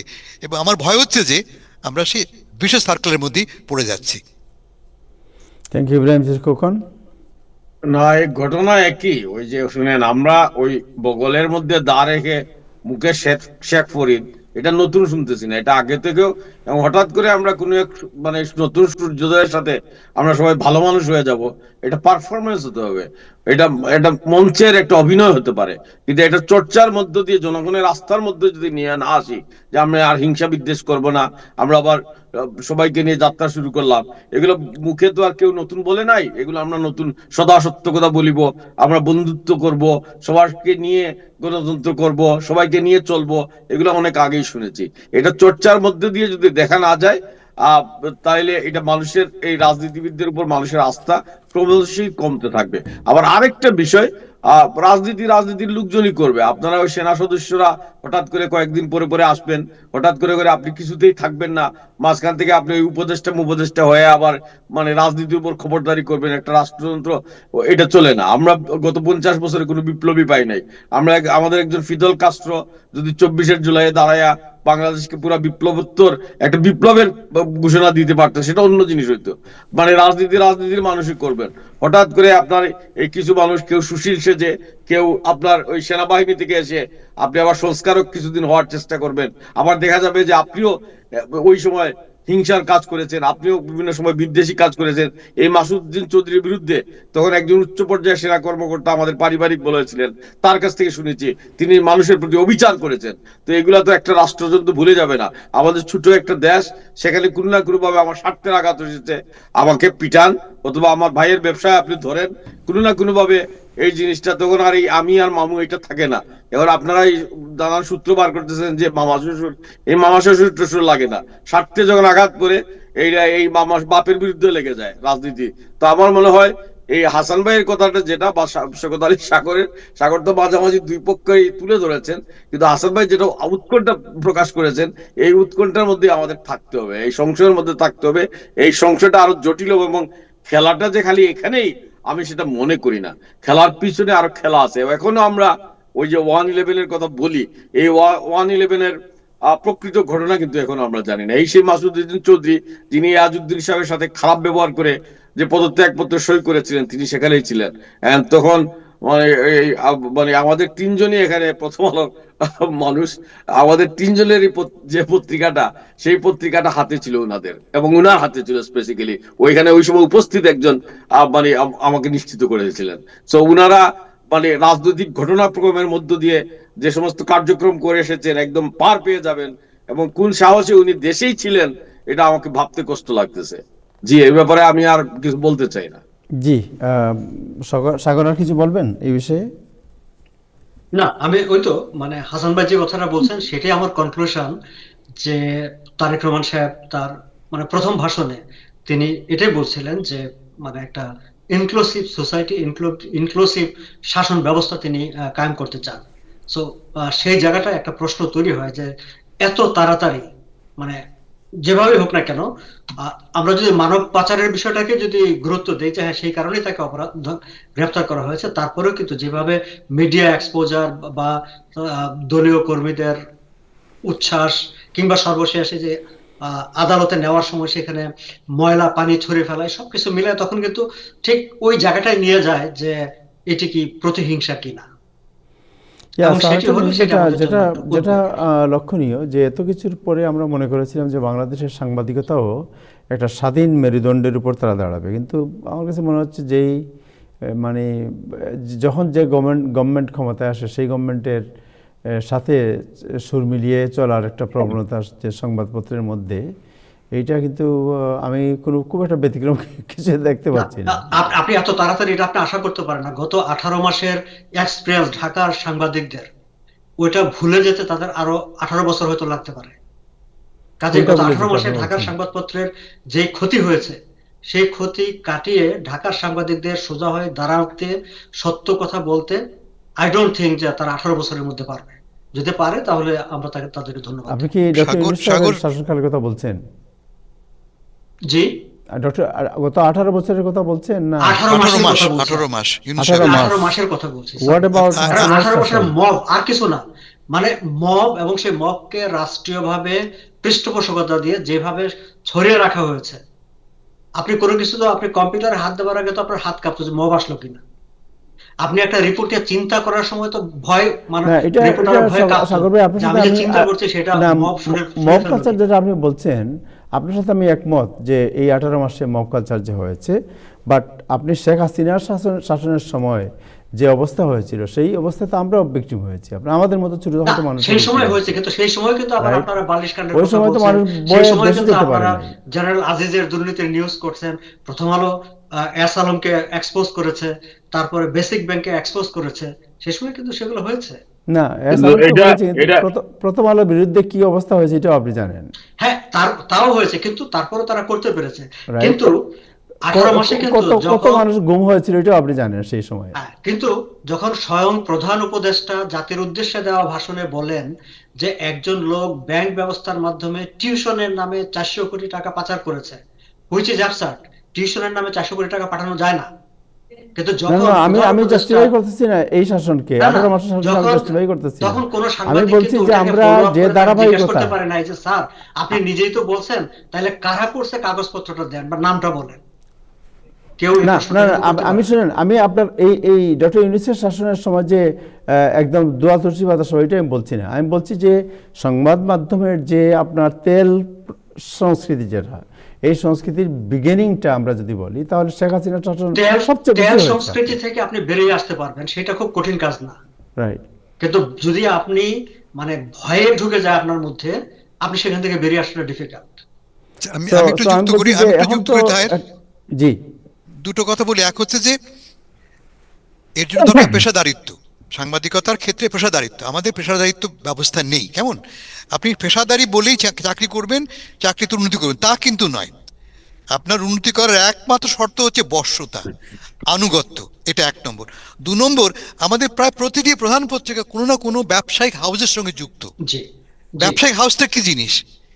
তারা তো পত্রিকা ব্যবসা করে না, তারা আরো অন্য ব্যবসা আরো করে। এই ব্যবসা করে, ব্যবসায় রাইট, রাইট। এই পত্রিকা হচ্ছে একটা খুঁটি বা একটা একটা সাঁকো। কেমন ফলে আপনি যদি সংবাদপত্রের কর্মী হন, ওই সাঁকোকে অতিক্রম করে আর যার কোনো ক্ষমতা আপনার নেই। আপনি কি করে যুগান্তর যুগান্তর কি বলে যমুনা গ্রুপে কাজ করবেন আর যমুনার বিরুদ্ধে আপনি লিখবেন? তা তো হতে পারে না, অসম্ভব ব্যাপার। আপনি এই যে মানে বলার চেষ্টা করছি আমি যে এটা এই দেশেও ঘটে, কিন্তু যেহেতু আমাদের সংবাদপত্রটা পেশাদারি জায়গায় নেই। পেশাদারি হলে কি হতো, আমি ইন্ডিপেন্ডেন্টলি কাজটা করতে পারতাম সংবাদের ওন স্ট্রেংথে। দেখেন ওয়াশিংটন পোস্টে কি হচ্ছে। ওয়াশিংটন পোস্টের মালিক জেফ বেজোস বলে, তার পুরো খোল নলচে বদলে গেছে সে পত্রিকা এখন। তার সাথে নিউ ইয়র্ক পোস্টের তফাৎ খুব সামান্য, কিন্তু এডিটোরিয়াল লাইনের যে অবস্থান তার সঙ্গে নিউ ইয়র্ক পোস্টের কোনো তফাৎই নেই। মার্ডকের পত্রিকার সঙ্গে কোনো তফাৎই নেই, কারণ মালিকানা বদলেছে। মালিকানা বদলের সঙ্গে তো পত্রিকার ব্যক্তিত্বের চরিত্রের বদলার কথা ছিল না। আমেরিকাতে হচ্ছে, আমাদের তো হবেই। অবাকর কি আছে? যাক, যদি এটা হয় তাহলে আর কিছু বলার নাই। বাট আমরা আশা করব যে আমাদের সাংবাদিকতা শক্তিশালী হবে, পেশাদারিত্ব তারা অর্জন করবে, আমরা সেটা আশা করব, স্বপ্ন দেখব। জি, আমরা সাহাব ভাইয়ের সাথে কথা বলবো। জি ইব্রাহিম ভাই, কি বলতে চাচ্ছেন সাংবাদিকতা আপনি? নয় সাগর, সর্বক্ষেত্রে আমাদের পেশাদারিত্বের অভাব, শুধুমাত্র এই ক্ষেত্রে নয় তো, প্রতিটি ক্ষেত্রে আমাদের পেশাদারিত্বের অভাব। তৈলমর্দন কোন ক্ষেত্রে নেই ভাই? তৈলমর্দন, জি।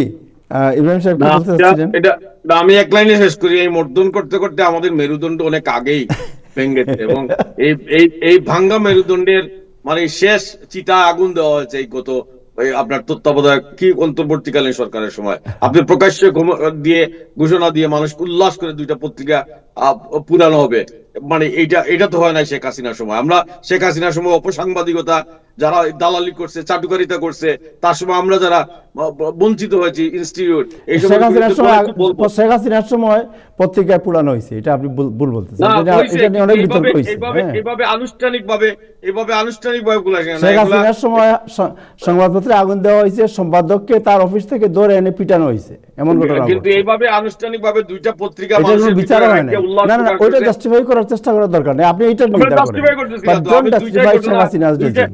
দুইটা ঘটনাই বলতেছি, এবং বাংলাদেশের ইতিহাসে আজ থেকে 50 বছর পরেও যদি ইতিহাসটা হয়, মানে ওই আগেও তো ওই আনন্দবাজার পত্রিকা গান্ধীর সময়, লবণ আন্দোলনের সময় আনন্দবাজার পত্রিকা ভাই, আমি তো বলছি না আপনাকে, আমি বলছি জাস্টিফাই করার চেষ্টা করবেন না। অন্যায় অন্যায়, অন্যায় ছোট হোক বড় হোক, অন্যায়। কিন্তু অন্যায়, কিন্তু তত্ত্বাবধায়ক এই অন্তর্বর্তীকালীন সরকারের সময় ঘোষণা দিয়ে প্রধান দুইটা পত্রিকাকে পুড়িয়ে দেওয়ার যে নারকীয় উল্লাস, এটা আগামী 100 বছর Yes, এটার তো নিন্দা পুরো ইভেন স্বয়ং তত্ত্বাবধায়ক সরকার নিজে করেছেন, নিজে ফোন করে এটা নিন্দা করেছেন। উনি নিজে করেছেন, ওনাদের এই এক 2 ঘন্টার মধ্যে পুলিশ পাঠাইতে পারেন নাই, আর উনি নিজে মানে নিন্দা করেছেন। এগুলো বললে লাভ নাই, তাই সাহেব অন্য আলাপে যান। ওকে, এটা don't think that I am defending this. আমি যেটা বলছি যে অন্যায় এই তত্ত্বাবধায়ক সরকারও দায়ী যদি হয়, সে দায়ী। অন্যায় যেটা হয়েছে, অন্যায় এটা ডেফিনেটলি, এটা কেউ জাস্টিফাই করবে না। বাট এর আগে যে অন্যায় হয়েছে, এটাও জাস্টিফাই করার কিছু নাই। সেই অন্যায়ের বিরুদ্ধে তো আমরা সবসময় কথা বলে বলেই আসছি। সো ওইটা বলতে হবে, সব অন্যায়কে বলতে হবে। শেখ হাসিনার সময় আপনাকে নিষিদ্ধ করা হয়েছিল, এটা কেন করা হয়েছিল? আপনি কি করছিলেন? আপনাকে নিষিদ্ধ কেন করা হয়েছিল? সেই সব না, অন্যায় কেন নিষিদ্ধ করা হয়েছিল আপনাকে বলেন? সেই সব অন্যায়ের উপর আমাদের রক্তের হোলিকলার মধ্য দিয়ে রক্তের হোলি। আমরা ইতিহাসের যে নতুন অধ্যায় পা দিয়েছি। সে অন্যায় করছে বলে তো তারা এখন নাই, তারা তো ওইটাই আমি বলছি, অন্যায় সে অন্যায় করেছে, ডক্টর ইউনূস অন্যায় করেছেন, আজকেও যদি অন্যায় হয় এটার প্রতিবাদ করা, ওইটাই আমরা কথা, ওইটাই বলতে চাচ্ছি।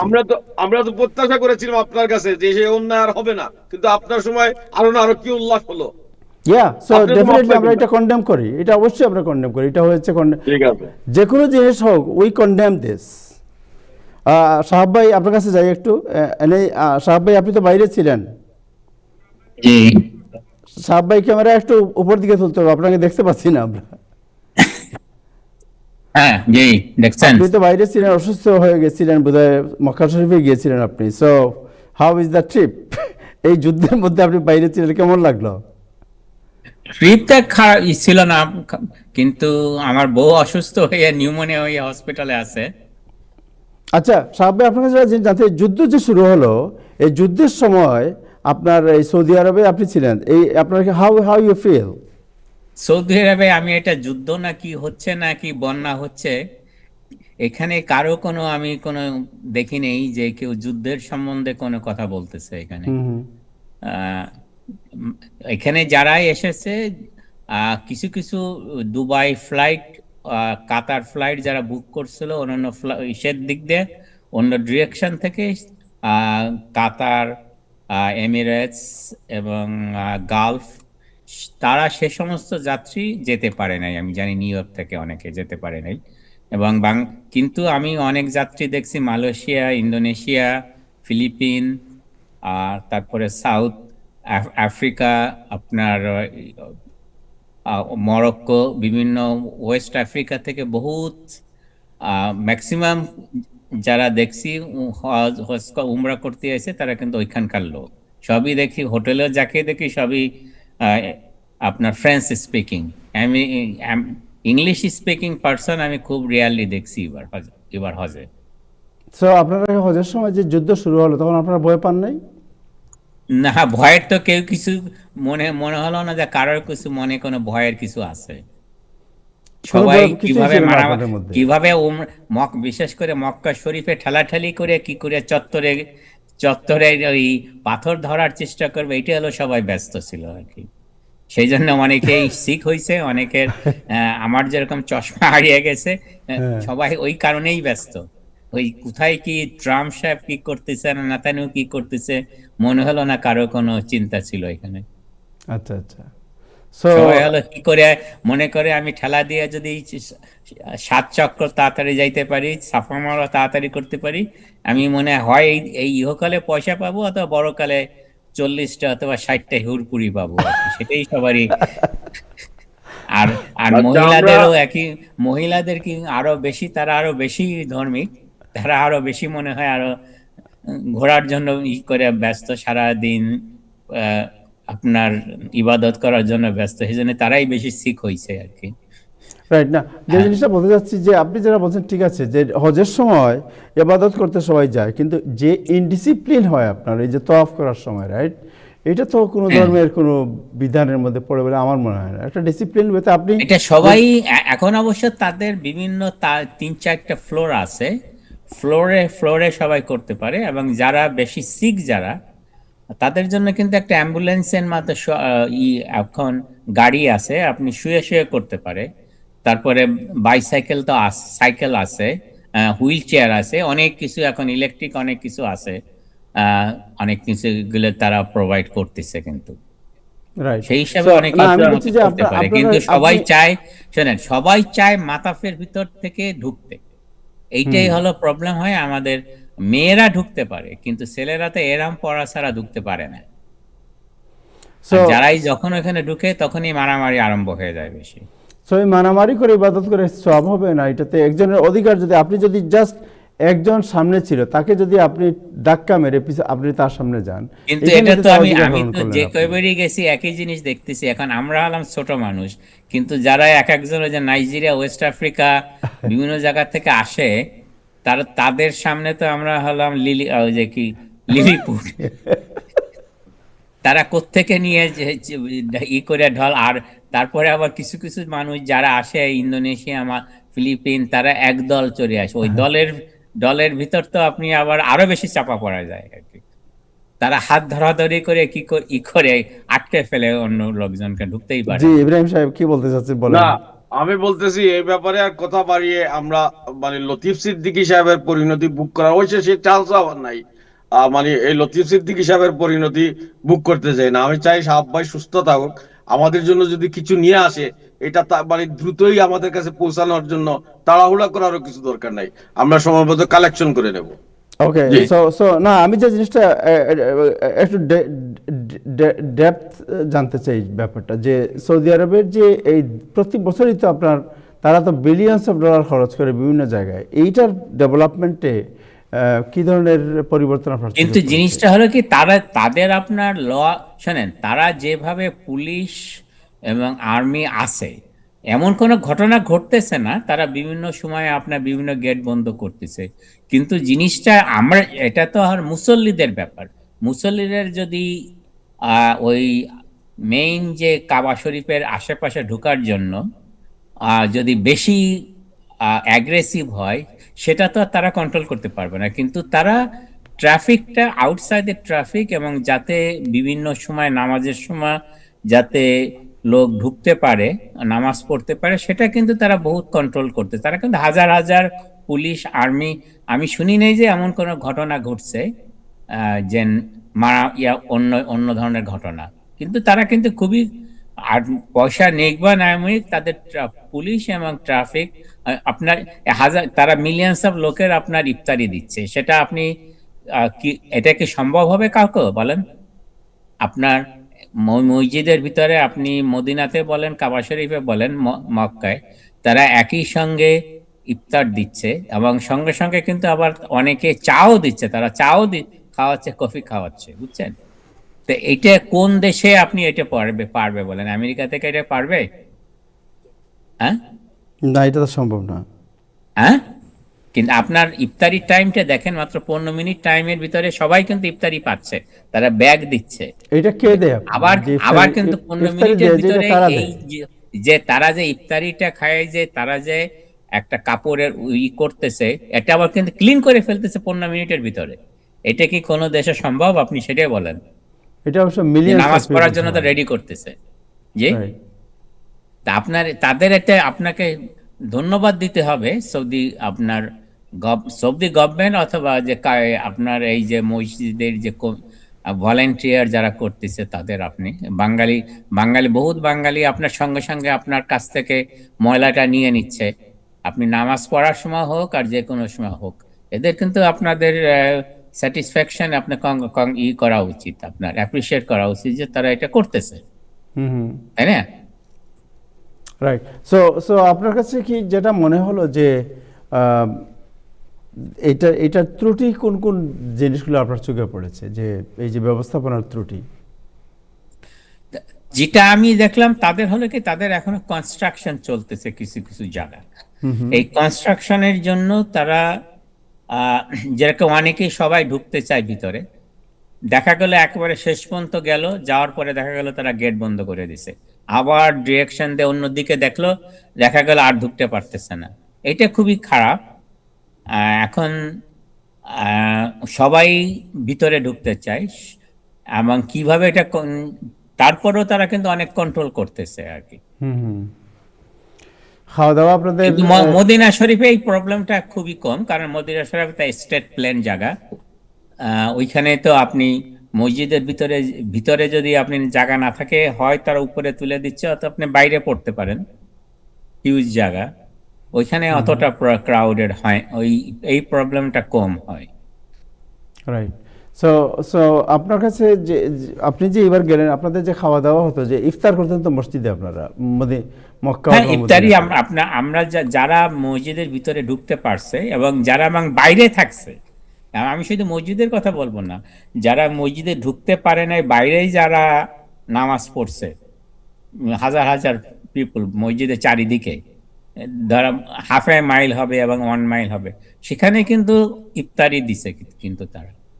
সো ইফতারিতে কি কি দেওয়া হয় আমাদের মতো এই চানাচুর? ইফতারিতে সাধারণত আপনার একটা পানি, একটা ওই যে ইয়োগার্ট বলে অথবা লবণ বলে হ্যাঁ হ্যাঁ। থাকে, তারপরে আপনার ওই একটা স্যান্ডউইচের মতো থাকে, আর খেজুর তো অবশ্যই থাকে। আচ্ছা। শুধু ওই ব্যাগের ভিতরে শুধু খেজুর না, আবার অনেকে আবার এক্সট্রা খেজুরও বিলি করে। তো আপনার ইফতারির খেজুরের কোনো অভাব নাই, আপনি যেখানেই যাবেন না কেন আপনাকে অজস্র খেজুর, ওই খেজুর অজস্র খেয়েই খেজুর, পেট হ্যাঁ। ভরে যায়, বুঝছেন? তারপরে আপনি যেখানেই থাকুন না কেন, সবাই কিন্তু আপনাকে চা অথবা কফি, ছোট কাপে চা কফি খাওয়াচ্ছে, আচ্ছা আচ্ছা আচ্ছা। Arabian coffee. ও, তাই যে আপনার এদের প্রশংসা করতে হবে, তারা এত মিলিয়ন্স অফ পিপুলের ভিত্তিতে তারা একই সঙ্গে ইফতারটা করতেছে, আবার জায়গাটা ক্লিনও করতেছে নামাজ পড়ার জন্য। রাইট। সো এটা কি আপনি আমরা যদি মেডিসিন স্কোরে যদি আমরা যাই, দেখা গেল ওই ওই মহিলা আপনার করতে, আমরা বাঙালিরাই যখন বিভিন্ন জায়গায় আমরা ফাংশন করি, স্কুল অথবা বিভিন্ন অডিটোরিয়ামে, দেখা যায় পরের দিন ওই যখন প্রোগ্রামটা শেষ হয় তখন আর অবস্থা খারাপ হয়ে যায়, তাই না? জি জি জি। Right. Thank you so much. So এমনি আপনার মানে রাতের খাবার, সকালের খাবার, সেহরির খাবার আপনারা কিভাবে খেতেন? এটা সাধারণত রাত্রের খাবার, এগুলো তো যেখানে থেকে হোটেলে আসে তারা প্রোভাইড করছে আর কি, আচ্ছা আচ্ছা। ওটা। সো যারা কিন্তু তারা যারা যেতে চায় ইফতারিটার কথা উমরাতে, বলছে। তাদের ব্যাপারে আপনার সাজেশন কি? What is your suggestion? Suggestion আমি যেটা বুঝলাম, সবারই কিন্তু ভ্যাকসিন নিয়ে নেওয়া উচিত, নিউমোনিয়া okay. ভ্যাকসিন, আর যারা বয়স্ক আরএসভি ভ্যাকসিন, ফ্লু ভ্যাকসিন, তারপরে শিঙ্গলস এর ভ্যাকসিন, এটা অবশ্যই নিয়ে নেওয়া উচিত। আমার এগুলো নেয়ার কারণেই কিছুটা কম হয়েছে। কিন্তু এত এত লোক আর বিভিন্ন জায়গা থেকে আসে, তারপরেও আপনাকে হতে পারে, কারণ বিভিন্ন দেশের বিভিন্ন রকম স্ট্রেংথ ইনফেকশন আছে, তাই না? এবার যেরকম আফ্রিকা থেকে বেশি এখন যে ভ্যাকসিন গুলা আছে, এই WHO কতটা কিভাবে তারা এই সমস্ত স্ট্রেন দিয়ে ভ্যাকসিনটা বানাইছে সেটা তো বলা মুশকিল, কিন্তু তারপরে অনেক লোক সর্দি কাশি ঠিক হয়েছে আর কি। এবং সেই কারণে, আর তারপরে হলো যারা পানি খায় না, বিশেষ করে মহিলারা, আহ, ইফতারির পরে মনে করে যে পানি খাইলে বাথরুমে যেতে হবে, কিন্তু একবার যখন আমি ঢুকছি, আমি ঈশান নামাজটা তারাবির নামাজটা পড়ে যাই, কিন্তু সে নিজেকে নিজেকে ক্ষতি করতেছে, কারণ হলো সে পেশাবটা আটকায় রাখতেছে আর বেশি পানি খাচ্ছে না, সেই কারণে কিন্তু অনেকের কিডনির প্রবলেম হয়েছে আর কি। সেটা এই মহিলাদের খেয়াল করা উচিত যে আমরা আহ, মাগরিব আসর মাগরিব পড়িয়ে আবার ইশারের নামাজ ভিতরে ঢুকতে পারলে ঢুকলাম, না পারলে আমরা বেশি করে পানি খেয়ে আবার ঢোকা উচিত। এই জন্য সো অনেক মহিলারা আপনার কিন্তু সাজেশন sick হচ্ছে যে একটা হচ্ছে ভ্যাকসিন নিয়ে যাওয়া উচিত টু অ্যাভয়েড আপনার এই যে ফ্লু টুলু এগুলো, ইনফ্লুয়েঞ্জা, ফ্লু, এই হ্যাঁ। বিষয়গুলো অ্যাভয়েড করার জন্য। আর 2 নম্বর হচ্ছে আর ইফতারের পরে অনেক পানি প্রচুর পানি খাওয়া উচিত। রাইট। সো ইফতারের পরে প্রচুর পানি, আর যারা ইফতার মানে রোজা মাস ছাড়া যায় তাদের জন্য প্রচুর পানি পান করে তারা, ওই হ্যাঁ, ক্ষমতা রোজা নাই। তখন তো তারা ইচ্ছা মতো করতে অতটা প্রবলেম হয় না, কিন্তু রোজার মাসে ইফতারের পরে সবারই কিন্তু প্রচুর পানি খাওয়া উচিত, যে অ্যাভয়েড করা উচিত যে আমি বেশি পানি খেলে আমি বাথরুমে যাব, আবার ভিতরে ঢুকতে পারবো না, নামাজ ইশারে তারাবি নামাজ পাবো না, এটার জন্যই কিন্তু লোকজন আরো বেশি সিক হচ্ছে। রাইট। থ্যাংক ইউ সাহাব ভাই, আপনাকে অনেক ধন্যবাদ। আপনি হাউ ইউ ফিলিং? আপনার তো কোনো অসুখ হয় নাই? না, কাশি হয়েছে, এখনো কিছু কাশি আছে, কিন্তু অতটা না। আমার বই যেরকম সিক হয়ে নিউমোনিয়া হসপিটালে আছে, আমি তার মতো না আর কি। যাক, দোয়া করি উনি যেন সুস্থ হয়ে যান। আমরা সবাই দর্শক যারা আছেন তাদেরকে বলবো ওনার জন্য দোয়া করবেন, কারণ সাহাব ভাই দীর্ঘদিন Thank থেকে you. এই কমিটিকে সার্ভ করে আসছেন। আপনাকে অনেক ধন্যবাদ। রেস্ট নেন, এবং আরও কথা বলবো আপনার সাথে অন্য একদিন। আজকে এ পর্যন্তই, আগামীকাল আবার দেখা হবে। সবাই ভালো থাকবেন। খোদা হাফেজ।